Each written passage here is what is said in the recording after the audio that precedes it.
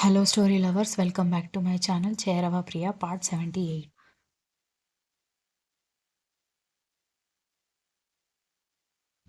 సరే, తను కొంచెం చాదస్తం ఉన్న మనిషి. తనేమైనా అన్నా కూడా ఫీల్ అవ్వకు అనగానే 25 సంవత్సరాల నుంచి చాదస్తం ఉన్న మా డాడీని చూడ్డం లేదా ఏంటి? అంతకంటే చాదస్తం ఉంటుందా అనగానే విజ్జు నవ్వుతూ చూస్తుంటే సరేలే ఇంక పడుకుందాం పద, లేట్ అవుతుంది అని అంటూ వీధి గుమ్మం డోర్ క్లోజ్ చేసేసి లైట్స్ అన్నీ ఆఫ్ చేసేసి నిద్రకి ఉపక్రమిస్తే ఎప్పటిలాగా ఐశ్వర్యని దగ్గరగా తీసుకుని నిద్రపోయాడు విజ్జు.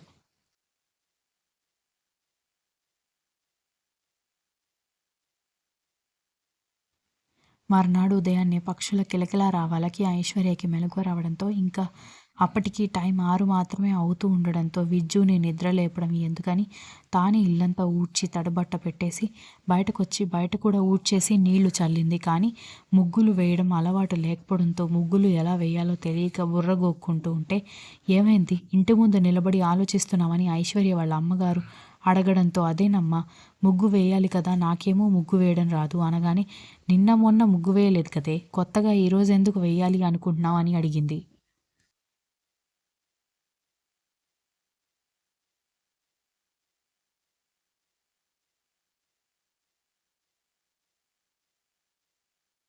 విజ్జు వాళ్ళ నానమ్మ ఊరి నుంచి వస్తుందంటమ్మా. ఆవిడ కొంచెం చాదస్తం ఉన్న మనిషి అంట. పల్లెటూరి వాళ్ళంటే ఎలా ఉంటారో నీకు తెలుసు కదా. ముగ్గు కూడా వేయకపోతే ఆవిడ ఏమనుకుంటుందో ఏంటో తెలీదు. అందుకే ముగ్గు వేద్దామని బయటకొచ్చాను, కానీ అసలు నాకు ముగ్గు వేయడం తెలిస్తే కదా అనగానే అందుకే పెళ్ళికి ముందు నేర్చుకోవే అంటే నా మాట విన్నావా? ఇప్పుడు చూడు ఎంత బాధపడుతున్నావో. నువ్వు తప్పుకో, నేను ముగ్గు వేస్తాను అనగానే ఇంకా నయం మీ ఆయన గనుక చూశాడనుకో ఇంకేంలే అని ఐశ్వర్య అనగానే ఆయన లేళ్లేవే, నిన్న రాత్రి క్యాంపు ఉందని వెళ్ళిపోయారు, ఈరోజు సాయంత్రం కానీ రాడు అనగానే నిజమా, అయితే వేసేయ్ అని చెప్పింది ఐశ్వర్య.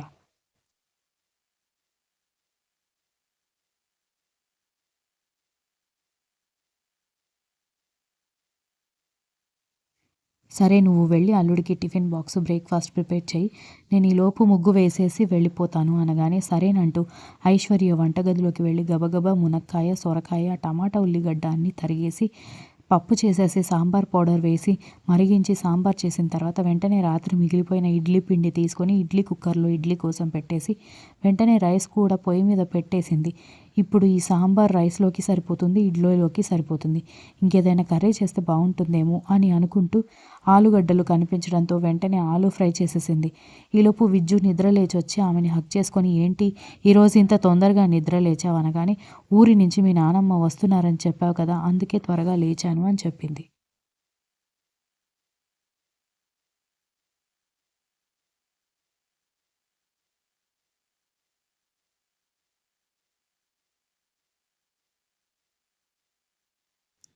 సరే, నానమ్మ మధ్యాహ్నానికి ట్రైన్ దిగుతుంది, నేను వెళ్ళి పిక్ చేసుకొని ఇంటికొచ్చేస్తాను, ఇంటికొచ్చేటప్పుడు ఏమైనా తీసుకుని రమ్మంటావా అనగానే అమ్మమ్మ గారికి నాన్ వెజ్ తినే అలవాటు ఉందా అనగానే ఈ వయసులో కూడా ఎముకలు నమిలి పడేస్తుంది అనగానే అయితే మటన్ చికెన్ రెండు తీసుకునిరా, నేను మటన్ తిన్నాను కాబట్టి చికెన్ నాకు, మటన్ నీకు అమ్మమ్మ గారికి చేస్తాను అని చెప్పడంతో సరే అని చెప్పడంతో అలాగే ఫ్రూట్స్ కూడా తీసుకునిరా అని చెప్పింది.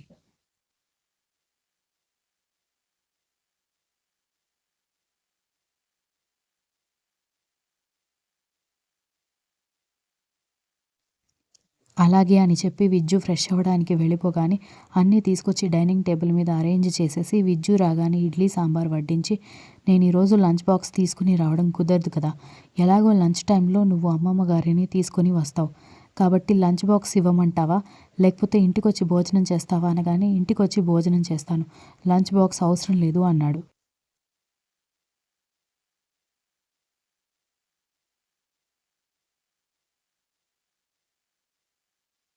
సరే అని విజ్జు వెళ్ళిపోయిన తర్వాత ఐశ్వర్య బయటకొచ్చేసరికి వాళ్ళ అమ్మగారు అప్పటికే ముగ్గు వేసేసి పసుపు కుంకుమ కూడా నింపేసి వాళ్ళ ఇంట్లోకి వెళ్ళిపోవడంతో నవ్వుకుంటూ గేట్ క్లోజెస్ చేసేసి గేట్కి అవతల యువతల పెట్టిన పూల కుండీలకి నీళ్లు నింపేసి విజ్జువి తనవి ఉతికాల్సిన బట్టలు ఉండడంతో బట్టలు ఉతికేసి అంట్లు తోమేసి బట్టలు ఆరేసి లోపలికి వచ్చి అమ్మయ్య అంత పని అయిపోయింది, ఇక ఆవిడ వంక పెట్టడానికి ఏమీ లేదు అని అనుకుంది ఐశ్వర్య.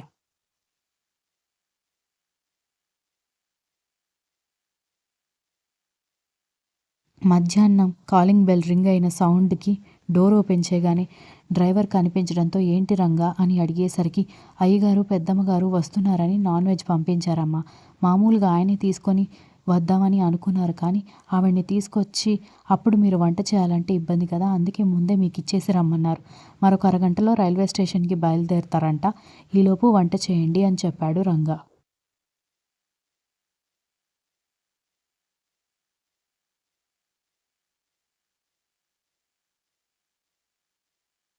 అలాగే రంగా అని చెప్పి ఐశ్వర్య చికెన్ మటన్ తీసుకుని వంటగదిలోకి వెళ్ళి వంట చేస్తూ ఉండగా మళ్ళీ కాలింగ్ బెల్ రింగ్ అయిన సౌండ్ రాగానే మళ్ళీ ఎవరు, అప్పుడే విజ్జు వచ్చేసాడా అనుకుంటూ డోర్ ఓపెన్ చేసేసరికి వాళ్ళ అమ్మ కనిపించడంతో ఏంటమ్మా అని అడుగుతూ దారి ఇవ్వడంతో ఏంటి ఇందాక డ్రైవర్ ఇంటికి వచ్చినట్టున్నాడు అనగానే అది విజ్జు వాళ్ళ నానమ్మ ఊరు నుంచి వస్తుంది కదా, ఆవిడ కోసం చికెన్ మటన్ పంపించాడు అని చెప్పింది ఐశ్వర్య.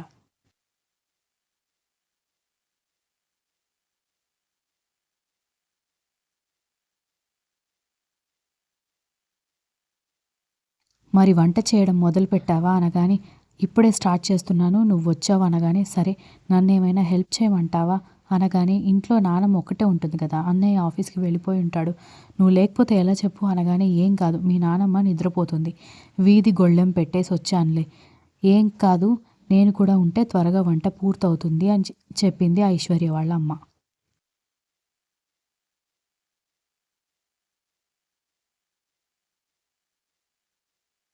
సరే రామ్మా, నాకు మటన్ సరిగ్గా చేయడం తెలీదు, నువ్వు మటన్ చెయ్యి నేను చికెన్ కర్రీ ప్రిపేర్ చేస్తాను అనగానే సరే అని అంటూ వంటగదిలోకి వచ్చింది ఆవిడ.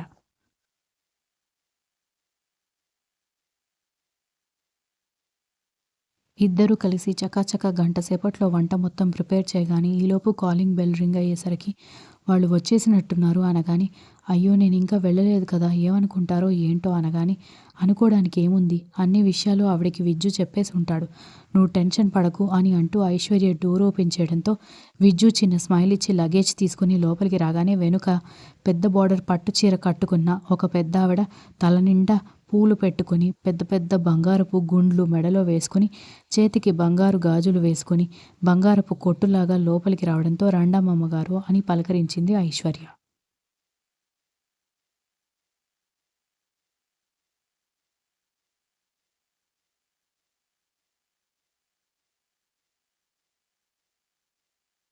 ఆవిడ గంభీరంగా లోపలికొచ్చి వెళ్ళి సోఫాలో కూర్చోవడంతో ఐశ్వర్య వెంటనే వెళ్ళి మంచినీళ్ళు తీసుకుని రాగానే అక్కడ ఇబ్బందిగా నిలబడిన ఐశ్వర్య వాళ్ళ అమ్మ గారిని చూసి ఈవిడెవరు పని మనిషా అనగానే కాదు మా అమ్మ అని ఐశ్వర్య కోపంగా చెప్పడంతో విజ్జు కాస్త గొంతు సవరించుకొని ఎవరో ఏంటో తెలియకుండా నువ్వే ఒక కంక్లూజన్కి ఎందుకు వస్తావు నానమ్మ అని అడిగాడు విజ్జు.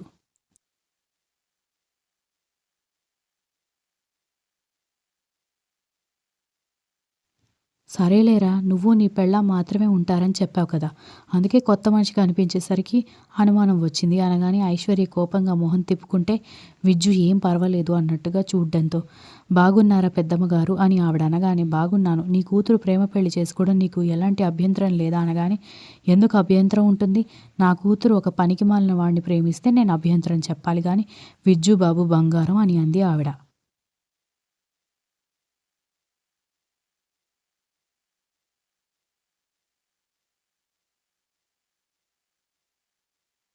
ఆవిడ ఏం మాట్లాడకుండా దిక్కులు చూస్తూ ఉండడంతో ఈవిడేంటి నేను అనుకున్న దానికంటే టిపికల్‌గా ఉన్నట్టుంది అని ఐశ్వర్య అనుకుంటూ అమ్మా నువ్వెళ్ళు, ఇంట్లో నానమ్మ ఒంటరిగా ఉంది అనగానే ఇంతకీ మీ అమ్మ వాళ్ళు ఎక్కడ ఉంటారు అనగానే ఎదురింట్లో అని విజ్జు చెప్పడంతో ఓహో నా మనవడిని నా కొడుకు కోడల దగ్గర నుంచి దూరం చేసేసి మీ పుట్టింటికి ఎదురుగా కాపురం పెట్టావన్నమాట అని అడిగింది ఆవిడ.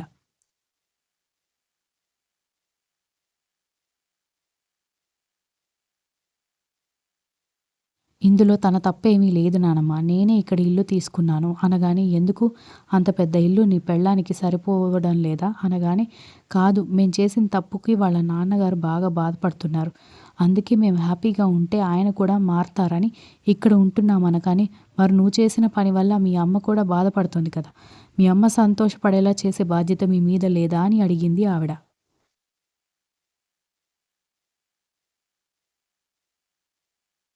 Continues. If you like this story, please like, share, comment, and don't forget to subscribe.